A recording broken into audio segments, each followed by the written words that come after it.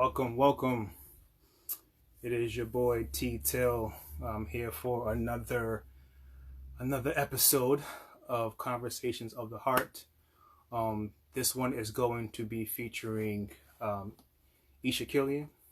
Should be a good one.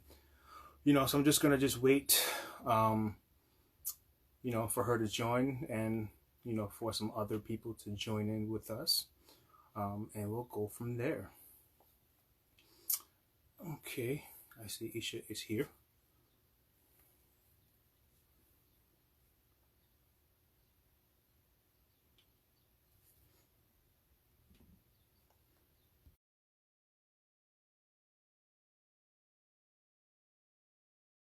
Let's see. Hey, parents. Hey, how are you? I'm good. How are you? Good, good. Can't complain. Can you hear me good? Yeah, I'm fine. Can you see me and can you hear me? Yep, perfect. Okay, good. Good, good, good. So, first of all, thank you for doing this. I really appreciate it. I created this platform, for people to come on, and vent, but also Mhm. to have conversation, positive dialogue, things like that, and to educate, to strategize, and to just hopefully, bless other people. So I definitely just wanted to just say thank you. And I really appreciate you doing this. You are a friend. You are a great friend to me. I appreciate it. You inspire Mhm. others. You are a minister, an inspirational speaker, a published author, a director. Am I missing anything else? Um, no, I think that's a mother. Mm-hmm. That's also important. Mm-hmm. Absolutely. Yeah, yeah. Thank you for this opportunity. All I want to do is just have a great conversation with you. We Mm-hmm. talk all the time, and All the so I time. think, all the time and text messaging. I think Yeah. this is great. I love what you're doing. I've been watching some of your videos, and I think this is really important to give people the Mm-hmm. opportunity to hear from other people about what they're Yep. going through. So thank you so much for this opportunity. Yeah, Appreciate no you. problem. The time, they hear me speak, they hear me ramble and my thoughts a lot. And I said, you know what, I want to give other people an opportunity to share, their stories, and to share, their inspiration and to educate others as well. And maybe somebody will get something out of it. Let's just get to it. So Okay. you made a video a couple months ago, and unfortunately, you contracted COVID-19. Yeah. Um, and I know that that was something that, number one, scary, because it's the unknown, right? And you don't know what's next. You don't know what to do. And at the time, there wasn't a lot of testing. You had to go through a lot of hoops, right? Right. To testing, so kind of just run me through just what were your thoughts and what was the process like for you at that time? Okay, so I contracted COVID-19 sometime, I feel like in the end of February, beginning of March. And Right. one thing I definitely did on the videos, I just felt prompted to share my story because at that time, COVID was so mysterious. People didn't know what the symptoms were. And at that time, there was like three major symptoms. And then other people were Mm-hmm. disregarding the things that they were dealing with. So Mm-hmm. just me being an advocate for my health, and Mm-hmm. really recognizing that there was something wrong and something different experience, I just really advocated to get tested, to see my healthcare professional. And I got tested March 18th. I've Mm-hmm. had three COVID tests. The first test Yes. was in March. I had two in April. The second and third were negative.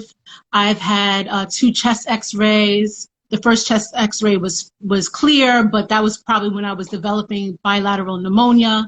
I mean, I've had it all. And then I had the antibody test, and I tested positive for the IgG antibodies. So I went through the gamut. I was really an advocate for getting tested and saying that I didn't have just the flu or just a cold like everyone was saying.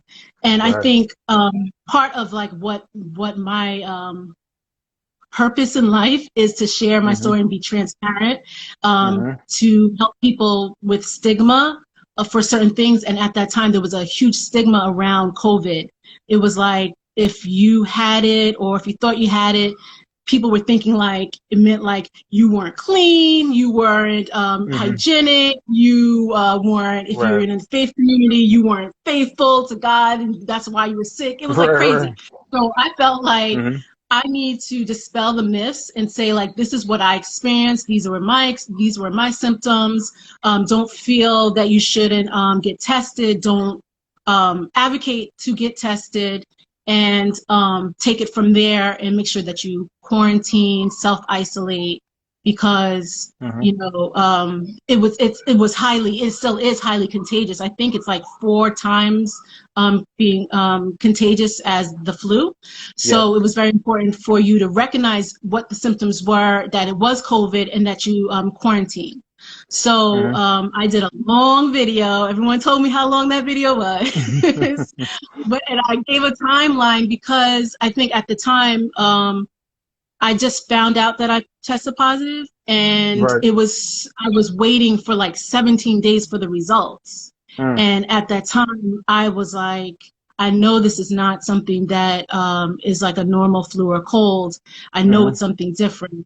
And I just wanted to make sure that other people, if they did experience what I was experiencing, or didn't experience what the CDC and like the government was saying were the 3 major symptoms, that it really could be COVID and you can be treated.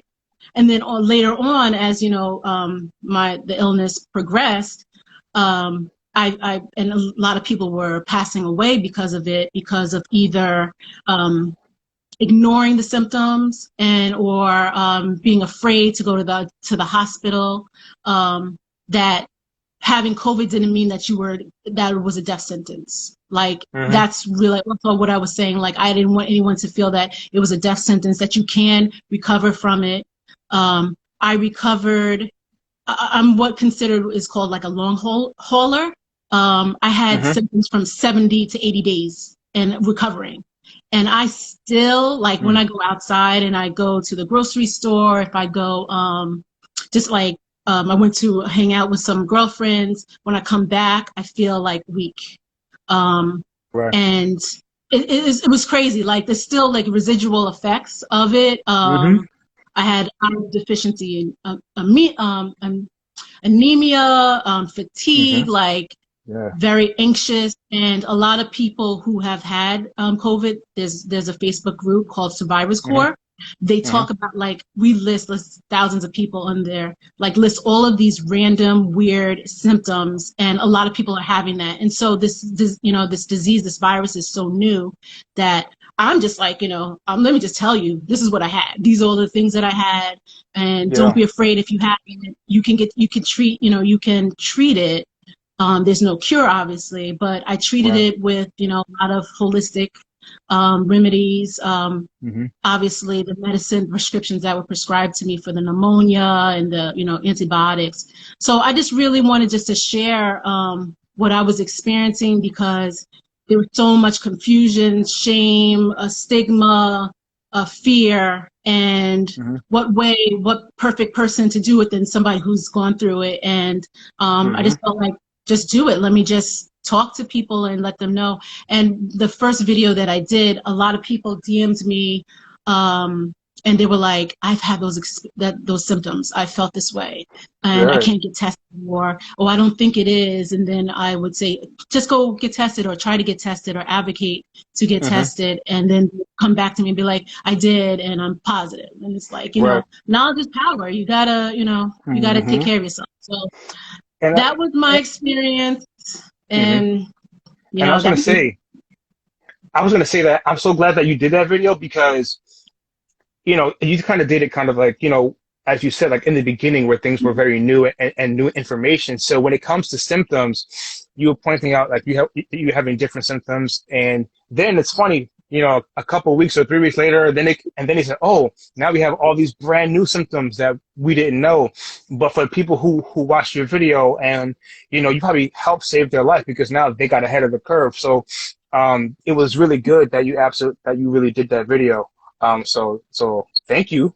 And for me, you know me, but for the people who don't know me personally, know I am germaphobe to the thousandth power. It Yeah. messes with my mental health a lot. So how did that, like COVID-19, kind of affect your mental health, and how did you in turn combat that to maintain like your mental health?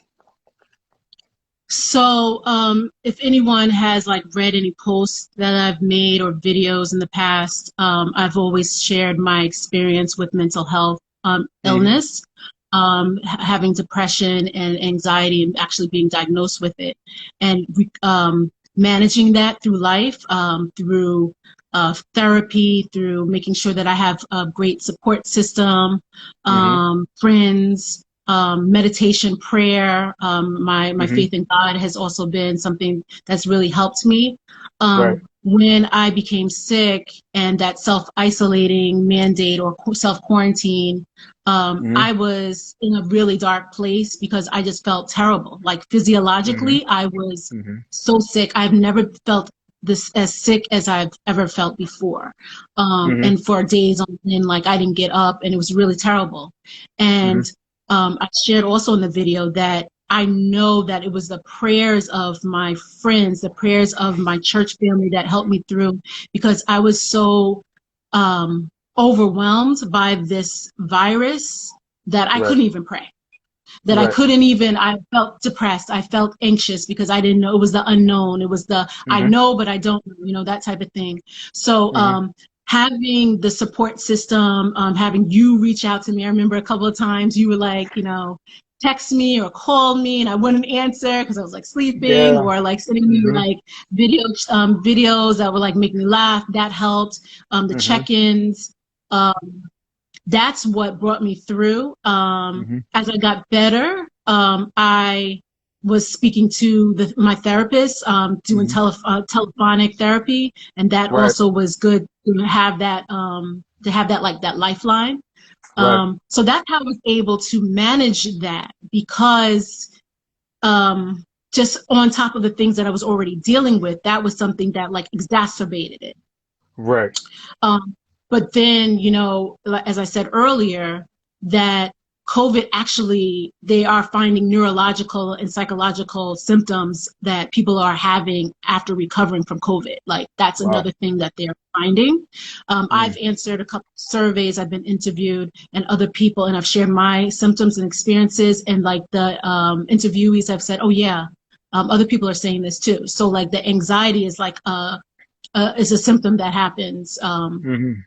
So really, that's how I really manage my mental health, by being proactive, by recognizing that if I wasn't feeling right and doing something about it. And, of course, from time to time, I would just like, I would let it rock. I'd just be like, it'll pass. Because it's just like, this doesn't make any sense. But I, I've learned over the years that the longer I let that type of thing linger, the worse off it is. And then I kind of get mad at myself because I feel like I've wasted a couple of hours or a couple of days in that situation, feeling anxious or depressed. So really, that's really what I would say is make sure that you get the help, make sure you get the help, and recognize when you don't feel okay. I actually just posted Vine Publishing. I'm a Vine author. I'm working on a book. Shameless plug, right? Yes. Plug away, please. Plug away. Plug away. That's what we're here for. Okay. So I wrote a blog post through Vine Publishing called "Go Heal Thyself," because that's kind of that's my mantra of "Go Heal Thyself," meaning that my belief. God has given me everything that I need, right? So he's going to Mm-hmm. give me the resources and the tools and people to help me get better, to help me be the best self that I can be, because that's what God has designed me to be, right? Mm-hmm. So I wrote a blog post about, 3 steps to mental health and wellness, Mm-hmm. Um, first is recognize when you know that you're not okay, Right. and don't be ashamed of that. Mm-hmm. Make sure you recognize and realize and think about what you're thinking about, Mm-hmm. because wherever your mind goes, everything else will follow. Mm-hmm. And like I said before, the support system. Like it definitely, you're one of my great friends. You're one of my best friends. I Thank know you. that when I have that support from you, or just talking through some things, Mm-hmm. it makes a big difference. And so a lot of Yeah. people, especially during this time, we're isolated. We're like mandated to be isolated, but we can't isolate ourselves from our support systems and our family. Mm. That's very powerful, and I think that it's good what you're doing, because there's always a stigma when it comes to, especially in the Black community, around therapy and about getting help. And being a fellow Christian and things like that, a lot of times it's we just go to church and pray it away, and that's it, and that's all, But I'm glad that you're breaking the stigma, because it's, yes, that is a part of it, to pray, and do those things, but also there's work to do um, with yourself, so, Right. they say faith without works is dead, right? So it's Exactly. like you can pray about it and pray, but if you don't actually do the work to help yourself, nothing's going to happen and things are going to remain the same. So I'm glad that you're breaking, or a part of the movement of really breaking that stigma that's been passed down from generation to generation to generation. And especially with me being a man, it's like I'm trying to do what I can to break that stigma of men seeking help, men journaling, men working on self-improvement, men on expression, vulnerability, communicating. Like, those are things that I'm trying to help break down those barriers, because these are the things that can help heal our community.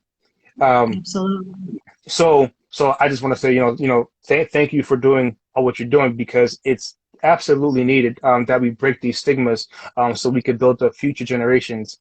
Um, so with that said, now you're going through COVID. You went through COVID. You were sick, then you got better, and then we went right into boom, Ahmaud Arbery, and George Floyd, and all these things, and you raising a very intelligent young man, Black boy. I know he's not a boy anymore, so he's a teenager. No. He's a young man, um, Yes. and so when you see these things, like, how has that affected you, and what kind of conversations have you been having with your son? Okay, so my son is 15, and Yes, he's amazing. He's very smart. yes, very Very much so. yeah, he's very like intuitive. Hmm. And being a Black boy, where I live in Long Island, North Shore of Hmm. Long Island. Hmm. Um, the demographics are pretty much 87% Caucasian, Hmm. 2% African American. So that's what Wow. we're dealing with. And Hmm. this is a town that I grew up in, so I know what that's like. But as a woman, as a female, my Hmm. experience is definitely different than his experience has been, and it's been a challenge. I also Hmm. have a daughter. She's 24, and she's Hmm. at Spelman College. So she grew up in this town, in this school system, and then she went to a historically Black college to kind of like reprogram herself. Yeah. Hmm. Yeah. And I think, and that's what I'm looking for him to have as well, because I think that's so important. Hmm. In 2012, I think around when Trayvon Martin was killed, Anthony was 7, and I was thinking about this when you asked me to talk about that experience about raising a Black boy. Hmm. Anthony was about 7 years old, and I had him involved in everything. Like, Mhm. no matter what, like, you know, as a single Black mother, even though like economically I'm considered upper middle class, my Mhm. experience socialization in this Mhm. town is like very different than other people, right? So I Right. wanted to make sure that he had all of the opportunities that were afforded to him. And I had him in Mhm. baseball. He was in karate. He actually is a black belt now. He was in many different programs, and I enrolled him to Cub Scouts, and he was in the Mhm. moving up ceremony. And this was with like his school is pretty much diverse. One of the Yeah. diverse elementary schools in the town, but this Right. Cub Scouts was all the like 4 or 5 elementary schools. And Mhm. he went to the moving up ceremony, and they were playing, and his father took him to the ceremony, and like it was like an after play situation. And he was walking up to these different groups of boys, and they were shunning him. They were ignoring him, um, rolled their eyes at him, cursed at Mhm. him, Mhm. and it was because he was Black. Mhm. No doubt about it. There's nothing else like that I could say. And that was something that was so heartbreaking to me. And I remember at that time I posted about it. And I knew that that's something that hurt him. And so me and Yeah. his father, we wanted to make sure that we had him to understand that he needs to leave situations where he doesn't feel wanted, that he's not Mhm. respected, and that Powerful. he is amazing. Black is beautiful, like Mhm. Black is strong, and that he doesn't need to succumb to that racial the racism, pretty much, you know, the Right. racism. Right. And from then on, I was very mindful of Mhm. how he was moving and interacting with other children, because, like I said, like my experience was a little different as a girl. I mean, Mhm. I still experienced the racism. I did, but I kind of Right. brushed it off, right? Right. My daughter, pretty much same thing. But with him, I don't know. I didn't know really how to thwart that. So what I did Mhm. was I started getting involved in Black organizations. So the first one Mhm. was like Urban League Long Island, in the Mhm. Honor Society, and then I got enrolled in it's called Sphinx mentoring program, and it's and Leadership Development Institute through Phi Alpha Alpha, or Mhm. Phi Alpha Fine. Fine. Fine. fraternity, Mhm. and to get him exposed to other young Black boys, also have exposure to my church Mhm. activities, mentoring programs there, so that he around other Black boys, because That's he amazing. literally is one of 2 Black boys in his grade. One Wow. of three. One of three. So I Wow. know that that's a big deal for him, and so I want to just continue to build him up to despite his environment, that Right. he doesn't have to feel inferior, that he's not inferior, and that he can be proud of being a Black boy, and that he has so much potential. So I mean, it's all about just him and his father and I just encouraging him and making sure he has Mhm. those outlets to be able to speak. So with Mhm. with what happened with Ahmaud Arbery and George Floyd, having Right. those conversations with him and watching the news with him, and just really trying to check in with him, like to see where he was emotionally, because I know Right. that can be detrimental, because it's like you see someone on TV who's being killed that looks just like Mhm. you. What does that do to Yep. your psyche, right? So I Yeah, was it's just black always trauma. trying to, yeah, I was always just trying to just Mhm. like, say, come downstairs. Well, he's a teenager, so he lives in his room, Yeah. and I rarely see Yep. him. But when he would come down, I said, come downstairs, and I would, talk and just have little, dialogue here and there. Don't push too much, even though I want to. Of Just say, course. how does that make you feel? And then I saw him really blossoming, him really expressing his feelings about everything Mhm. that was going on. And they actually had a protest in my town. He went Mhm. Mhm. with me and his father and his cousin and his aunt. And then he actually posted something. I can't remember what it was, but it was something about social justice and racial police brutality. And I thought that was really Right. brave of him to do that. So Wow. I want him to have his own voice and to let him Hmm. know that he can feel free Hmm. to express himself, and that I'm here, his father is here, his grandfather is here, just to be able to support him, because I know it can be a challenge. I mean, I can only Hmm. imagine that it can be a challenge to see all of this and then, be isolated because of COVID and, Hmm. to feel alone. So that's really what I can do, is just really give him That's those dope. places where he can, build on his leadership skills, build on building his voice. And how old was he when you sent him to those programs?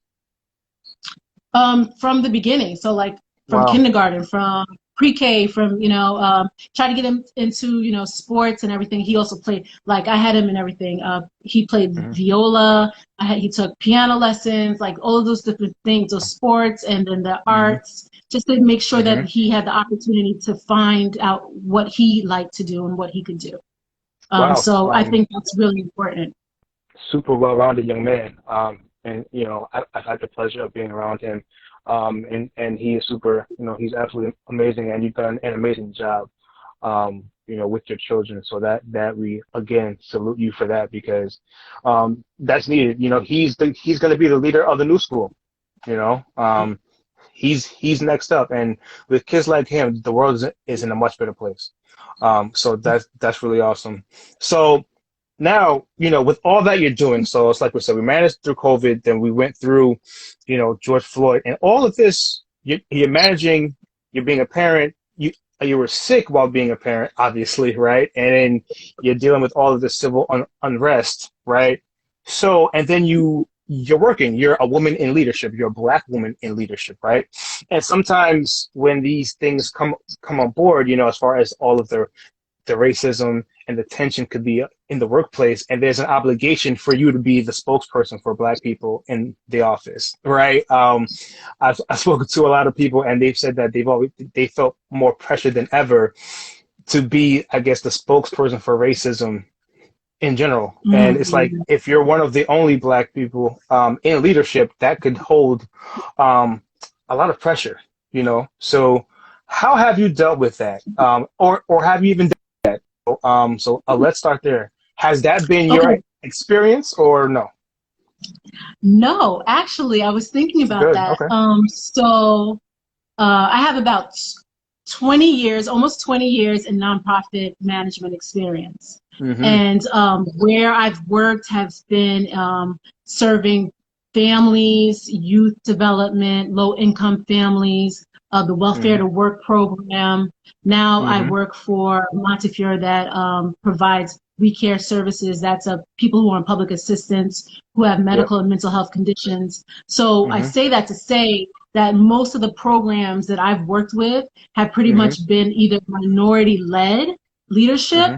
or predominantly minorities. Right. So in the roles that I've had, I have been probably like one of like the majority, part of the majority in leadership. So in the Right. leadership team now, um, there are a few Caucasians, well, except for the vice president and up Mm-hmm. there for Right. Montefiore, but I really haven't had that experience about Mm-hmm. being a spokesperson. Mm-hmm. However, we did have a conversation today about, addressing social justice, Mm-hmm. and how important that is, like as an organization or as a program Right. to make a statement.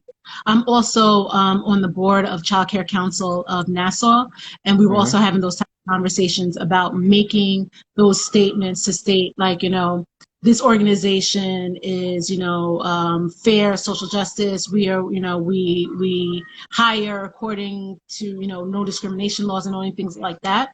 So Right. I really haven't had that pressure to be the only one, Good. happy Good. about that. But Mm-hmm. um, it has made, with everything going on, and my church did an awesome virtual conference on Mm-hmm. Friday for Juneteenth, and it really challenged me to really step up and be like, okay, Mm-hmm. I need to be present about, social justice. I need to be present about the things that are affecting the community. I can't just go on status quo and just do my own thing. Right. I need to do something. Mm-hmm. So that's the only thing I can say, that I've been challenged in everything that's happened in the past couple of months, Good. to really, to be present and to show up and to, I don't know, just to be aware and cognizant of like my voice. Mm-hmm. Good. Yeah.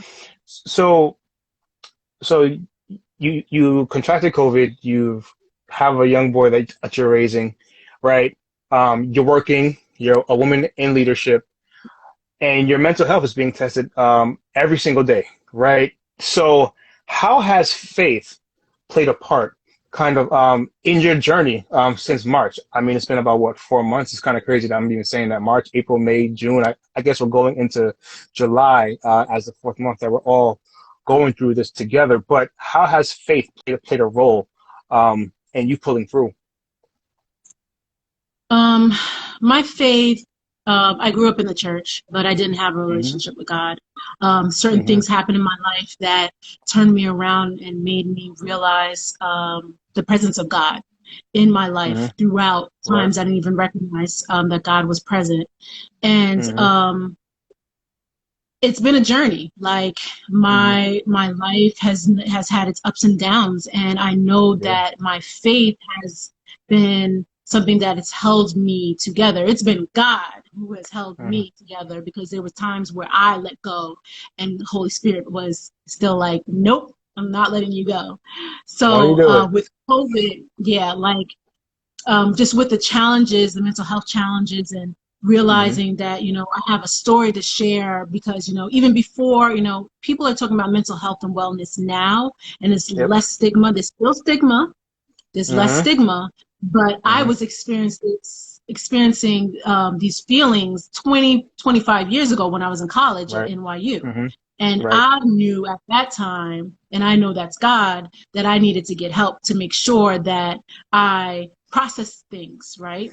That I Hmm. process things that have happened. Hmm. And that's where faith is, because like you said, faith without works is dead, right? It's So dead. Right. I felt that it was important that I do the work and get the help, um, Hmm. and to help, in order for me to be healthy, in order for my family to be healthy, I needed to be healthy. So Hmm. when I've had these experiences and these challenges, God has been by my side, even though I was like, ah, you know. Um, Hmm. and so with COVID, it was another situation where God was by my side. My faith helped me, Hmm. because I was sharing with some people that COVID, like I had all of the symptoms, right? And Hmm. I said I was a long hauler, and it was like 70, 80 days. And there was a point in time that, and I'm not being dramatic, and I was saying this to people and people didn't really recognize it, that I thought that I was going to die. Yeah. And Yes. I told you, and I think I told you that I was like, I Hmm. told my daughter, and probably shouldn't have, but she's the adult Hmm. in the Yeah. family here. And I was like, this is where my life insurance stuff is. This is, I don't know what's Hmm. going to happen. I'm feeling like Right. I felt like COVID was trying to get me every time I felt I was getting Hmm. better. Something else was getting worse. So it was the prayers. I've really felt the prayers of my friends and church family that helped me Hmm. to start praying more, and Yeah. to touch God, because I needed God's strength in Hmm. this time, because I was so unsure. I was so like vulnerable. Um, I was in a place where I was just like, I'm trying to get through this. I'm trying to beat this. And I know the struggle of, God will never leave you nor forsake you. Like that's Hmm. something that I hold on to. And that's how my faith brought me through. And I continue on with that. In everything that I'm doing, like Hmm. I'm just transparent. Like I don't sugarcoat things. I don't pretend to be, this super faith. person, faithful person, because I Right. know that it's a weakness that God has made me strong. So Hmm. um, Good. that's what, And yeah. good. And I'm glad that you had those prayer warriors. Because if I'm not mistaken, the good book says, where there's two or three together gathered. I'm gonna leave the preaching to you, but that I know that that's what the good book says, right? So Lawrence, don't start. and Don't start. but but it's true. But it's true, and it's where if you can't do it on your own, right? Hmm. Then you have those prayer warriors to gather with you and to uplift you, so that so that they can give you a jump start, so that now you can start praying. You know what I'm saying? So I'm really glad that you had those prayer Yeah, warriors with you. Um, yeah, and I'm and definitely, definitely made a difference. I'm so glad that you feel better. Let's take time out to be thankful, that you feel better right now. I know that you still might be going through some after things, but just really just be grateful that you're still here. And I know I was Yeah. super annoying because Wait, I what did would you say? call Wait, what you. did you just say? The phone did something crazy. What did you just Oh, say? sorry. No, I said I know at the time, like when you were sick, I could have been super annoying because I would like call you like like all the time, like, "Hey, are you okay? Like, what's going on?" Like, but like life is crazy and anything could really happen. And I know for me personally, when I was sick, 2 years ago, it affected my mental health in a crazy way. And it made me think some of the same thoughts, like, all right, well, maybe this is it for me, because I'm sick. Hmm. I can't get over it. I don't know what's gonna Right. happen, right? And you were like one of the first people that actually came over and prayed with me when I really couldn't pray for myself too. So to see now, 2 years later, a lot of Right. times you pay it forward now. You know what I'm saying? God blesses you tenfold. He brings it back to you. You know what I'm saying? So, I'm just You want to happy. start preaching, guys? You want to No, start no, preaching, I'm gonna leave it to you. I'm gonna leave it to you. That is guys? your lane. That is your lane. That's not my lane. That's That your is your lane. lane. um, so I'm just glad that Yeah. people were able to do for you what you did from me 2 years ago. And that's the thing. Like when you do things for people, you don't know when you're gonna need the same exact help. Yeah. It could That's be a year, true. it could be 2 years, or your kids might need the same type of help, right? Right. And somebody will be there and bless your children because you are a blessing to somebody else too. So I think it's very important that we always gotta just pay it forward, in whatever way that may be. Whether it's prayer, whether it's through just different philanthropy, whether it's giving money or whatever the case is, just helping Yeah. people, paying it forward because you never know when you need it as well. So Yeah. That's true. so I know that you are, amongst a lot of different things, author, Hmm. a published author, and you have a book. You said that you're working on, and you have a movement. It's called No Shame Here. Um, if you want to just dive into a little bit about what that means, just no shame here, and just give it to us raw. Just what does that really mean? Okay. All right. So, um, no shame here was was birthed from my experiences with Hmm. shame of things that I've gone through, and Hmm. in um, my call to ministry, God told me that that's my ministry, to help people overcome shame. Shame comes in different forms from different Hmm. places, and Right. what I've been writing about has been, with my life journey of the things that I've experienced. I've Hmm. done research that says that, when you have lost one or both of your parents before the age of 5, you're more susceptible to feelings of shame because of Hmm. the fact that you don't have that support system to be able to build you up. And Hmm. when I lost my parents when I was young, my mom when I was Hmm. 5 and my dad when I was 10, I didn't, and I was raised by my grandmother. I didn't really Hmm. have that support that I felt that I needed. And it manifested in different ways. And so Hmm. the book that I'm writing is talking about how the origins of shame, where it comes from. It could come from either things that you have done that are shameful, Right. or things that have happened to you that you have no control over. And then Mm-hmm. also the manifestations of shame could be either feeling, what shame is ultimately is feeling that you're not worthy. It's Mm-hmm. either you feel that there's like two tapes that run. You're not good enough, or you're always thinking that people are saying, who does she think she is, or who does he think they are? And so Mm. it can manifest either in the negative like way. It's both, it's negative. You could be feeling like you're unlovable, you don't Right. belong, you're always on an outsider, or you can be overachiever. And Right. I did those things too. Like I did the whole gamut of everything. I was an overachiever in elementary school, overachiever in high school, and then some situations happened, and I became ashamed. And I still Mm-hmm. continued on to do things just as business as usual, and I wasn't Right. healing because I didn't address what was going on with me. So Mm-hmm. my book and the movement about No Shame Here is helping people to recognize what shame is, what it does, how it manifests, and how you can overcome that with the Word of God, with therapy, with both secular and sacred. So Mm. I've been working on this book for Yeah. Good. a long time, Mm-hmm. Yep.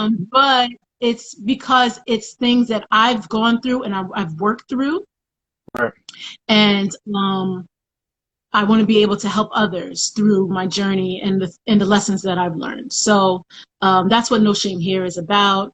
And I just continue just to where I see, or whenever I feel led, I'll post something, and just to really encourage people. People have told me that, like, I've inspired them, and I'm like, I don't know what I did or said, but I'm just sharing Mm-hmm. what I've gone through. And Mm-hmm. it's only by God's grace that I'm able to be here and do what I've done and accomplish what I've accomplished, because I've had a very rough start. And Mm-hmm. my message is no matter what your rough start is, it's not where you start, it's how you finish, and it's what Mm-hmm. you do along the journey to be healed and be whole. Mm. That is a word. Thank you for that. Um, and I'm looking forward to, so whenever you finish, I want a signed copy. I'm gonna buy it, but I just want you to sign it. Um, I'm serious. Yes, I will. So as far as, tips, so you are, you know, a leader, in ministry, you're a leader on your job, you're a leader in the household. So you are a leader in various spaces. So do you have any advice just for people in general who are going through different trials and tribulations right now? Do you just have something maybe just of encouragement or resources for them to go to that may can help them, um, you know, try to push through those things? Mm. I would really, if I would say anything, it would really be get a support system. Hmm. Really tap into um, your and tap into God, Hmm. um, your source. Make sure that you have a good relationship with God, because that's what will hold you together. Hmm. Um, and realize that you can't do it all, Hmm. and you may need help, Hmm. and that if you're not feeling well, if you're not doing well, that you need to make sure that you get yourself together and you get the resources. Um, Hmm. I mean, really, it's up to the person. Like, how bad do you want it? Like, how much do you want to be able to be like productive person in society, right? Or Hmm. how badly do you want to be a productive person in your family? You can't Hmm. do that if you're running on E, or if you're faking it, if you're not Hmm. healthy, if you're distraught, you're grieving, you're stressed out, you're depressed, you're Hmm. anxious. You can't. and you have to do the work. You have to do the work. Like I say, God has given us everything we need. We have so much now, especially with all this technology. Like you Right. can Google anything. You can get resources for anything. There are networking groups for leadership development, mentoring programs for leadership development. There's mental health groups. There's chill groups. Like there's girlfriend groups. Like get yourself, do what you need to do, realize what it is that you're lacking, and go after that and make that happen, because that will help you. You can't do it alone. And everything's out there now. I mean, whatever you need, you can just Google it. So yeah, that's definitely. that's what I say. Like if you've got to realize what it is that's important to you, and you have to realize what's important to you and what you need in order to be healthy and whole. And you just go after it and just look for it. Awesome. And also just you coming from a mother's perspective with, raising a young Black boy. I think it's so important just what you're doing with him as far as allowing him and giving him the permission to express. That's something that I was given at a very young age. And I was so glad that I was given that permission, because so many young men are not given that permission. They're told to be quiet. They're told that expressing is feminine. They're told that journaling is feminine. They're always told to man up, and it's very interesting, because it's like these things aren't feminine. Like these things are tools that are going to help you in life. And people say that women are smarter than mature fast. You know why? Because they were given the knowledge earlier. And now we're trying to give knowledge, the knowledge to men at 25, 30 years old, what women were given at the age of, and at 3 you're a sponge. So you're constantly learning, like you're taking everything. At 25, you're like, I'm stuck in my ways, dog. I know what's going on. And by then you already have about 20 years of trauma built up in you, right? That you haven't even expressed, and that you haven't even released. So that affects how you move in society. That affects how you react to things, like even with interactions with police, interactions on your job, and interactions with somebody's daughter. Let's call it like it is, right? So if you walk around with that much anger, a lot of people take it out on the person that's closest to them. You know what I'm saying? And then we have abuse, and things like that, and violence. So it's very important that we give our young men these tools much earlier than what we've been giving to them, in past generations.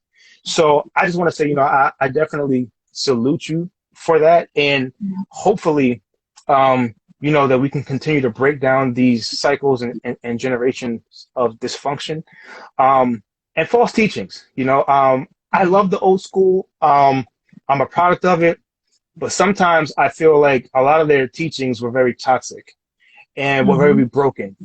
And I feel like, we are living in, especially for men, like we are living in an Amazon society with a Toys R Us mindset. And where's Toys R Us now? They're out of business. Yeah. Wow. Because we're not adapting.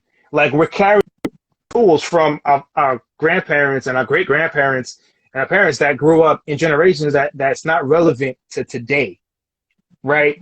And it's just, there's no more of just, okay, well, I'm the husband, I'm coming home, I'm putting the money on the table, and I'm bringing money home to my wife, and that's it. And I'm just going to go sit, get my food, and call it a day, right? Like this is a different time. Women are making a lot of money. Yep. Women are under a lot of just different pressures in society, right? And it's like we need to be able to step up and be more versatile, right? But in order to do that, we have got to instill the proper tools in our men. We can't just now, once they get to 25, 30 years old, then to start complaining about them. Oh, he doesn't know how to communicate. Oh, he's damaged, or he's this, or he's that. Like, well, what was he taught? Was he taught these things? Because how do you expect a man to even know how to express love when he doesn't even recognize it, and he was never taught to recognize it, and he was never said that was a good thing, right? Like these are things that it's just like, okay, cool. And then now we wonder why at 30 years old, well, how come he did this, or how come he did that, or how come he's acting funny, or how come he doesn't know how to communicate, or how come because he's not making the most money in the house, he feels, I guess, less than, and he doesn't know how to be in a relationship with a woman who might make more. And it's this, we have to get to a point where it's like, even if your woman is possibly making more, you can still bring something to the table, because providing is not just financial. Right. Not just We've gotten to this situation, we've gotten to a point in time in our lives to where it's only financial for men. A man's worth is how many women he can sleep with and how much money he can make. And if you take those two things away, he doesn't know what to do, how to act, where to go. And what is he going to do in the relationship? He's going to take it out on you and be jealous of your success. And then he's going to say, well, you know what? I'm not good enough. Or you know what? It's not you, it's me. I have to leave. But if we make and give our men more tools, right? So like, let's just say, like, if you are making more money, and if your man is making money, but maybe not as much, you know what I'm saying? But he's expressing, he's communicating, he's giving you mental health support, emotional health support. It's like, sometimes a woman doesn't need you to finance her. Sometimes she needs you to be present. And a lot of times it's just, it's just money. And if I can't provide money, I'm no longer present. I have no value. And sometimes your value isn't just financial. If you take the money away, if you take the, all your accolades away, your degrees or whatever, who are you as a person? Who are you? And a lot of times, right. And a lot of times it's money, because men equate money with power. And that's the thing. It's like, we're looking for, power. Then we could buy this, we could buy that, we can do this, we can do that. And there's a place for that, 100%. I love money, don't get me wrong. But the thing is that we've got to teach our men that they are worth more than just, okay, here's this. And then if I don't have that, or if I'm not making enough, because then it's like you're always chasing that thing. And if you don't have value in anything else, see, I value communication. I value vulnerability. I value expression. So at the end of the day, I know how to operate in a household no matter how much money I am or am not making. So guess what? If I'm making more than my wife, then guess what's going to happen? She's still going to get the other things. She's still going to get the communication, the expression, the vulnerability, the mental and emotional support. Because I was given the permission to say, hey, you know what, these things matter, and you're going to need this in all facets of your life, and it's going to help you be a more rounded man. And I think that we have to get around to instilling that more in our young men, like you do with your son, and it's evident in your son. And just to see the kind of young man that he is, it is evident that you are teaching him those things. So we need more young men like him. We need more young men like him, because he's the one, he's going to be, like I said, the next leader of the new school. He's going to lead generations, and we need more, so, that's my tangent, that's going off a long tangent, but, no, that was good, Terrence. I just wanted to just highlight, just what a great job that you're doing as a mother. And don't ever take that don't ever take that for granted, because we need that type of talk in the household to encourage men to be more vulnerable, to express, to communicate, because all of those things are power, not just money, but those things in itself are powerful too, and it can help heal our homes, and help heal our community. So again, I just wanted to say thank you. We're almost running out of time here. An hour goes by fast. Wow. Yeah, so I want everybody, if you can, just follow, Eshe. Follow her Instagram. It's on my page. If you want to give the people, just how they can follow you on all your social media platforms, and let them know what's next for you. Okay. All right, cool.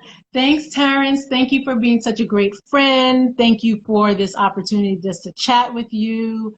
You are such an encourager, and I really love how you are in touch with the man that God has designed you to be, and you are helping so many people with your spirit and your love. So I love you, bro, and thank you. Okay, so enough with that. So let's see where I can be found. Okay, so on Facebook, which I use mostly because I like Facebook, it's like more comfortable. I'm Mm-hmm. Eshe Killian and Eshe Speaks, Eshe, Eshe, Mm-hmm. and Eshe Killian, and then Eshe Speaks is the business page. Sometimes Mm-hmm. like I post mostly on Eshe Killian because Eshe Speaks, I'm telling my friends, Facebook, like they hate, like they won't, like if you post on your business, they won't like let anyone see anything. So it's like they Wow. want you to pay. So I use Eshe Killian mostly, but on Mm-hmm. Instagram, what we're on now, it's Eshe Speaks, Mm-hmm. Eshe Speaks, Mm-hmm. Speaks, Mm-hmm. and that's it. If you want to look on one of my Instagram posts, it has the blog post from Vine Publishing Mm-hmm. about Go Heal Thyself, 3 Steps to Mental Health and Wellness. I have also written an open letter in a book that's called Unapologetically Winning. That's Mm-hmm. available on Amazon. And then like I have my master's thesis that was published. But I'm really working on my book with Yeah, Vine look forward to it. Publishing, and yeah, I'm working on it. I'm Good. working Hey, on it. listen, I'm looking forward to it. Writing a book it's not easy. It takes a It's my new thing. it takes a lot. It takes a lot out of you. But you know what? Listen, as long as you do it and you complete it, I mean, at the end of the day, that's all that matters. And I'm Right. sure, millions of people will be blessed by it, as will I.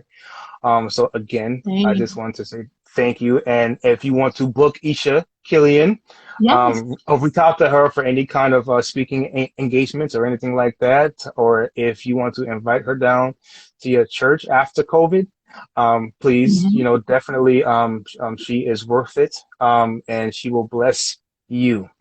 Okay, Yes, so yeah, definitely. Like I'm mhm, open to workshops, facilitation, small yes, groups, women's groups, and also preaching opportunities. I take all of that what God has given me just to share it with everyone. for sure. Perfect. Listen, again, thank you. It was an honor and a pleasure. I salute you. I celebrate you, Black woman. Thank you for everything. Thank you for instilling Thank what you you. of what you've instilled in your children, so they could be leaders of the new school. And thank you for being a pillar of hope for this generation. And thank you for being an Yeah. inspiration to us all. Thank you for coming on and doing this with me. Thank you, Terrence. All right, Talk we'll to you talk soon. soon. All right, bye All right, everyone. Bye. bye.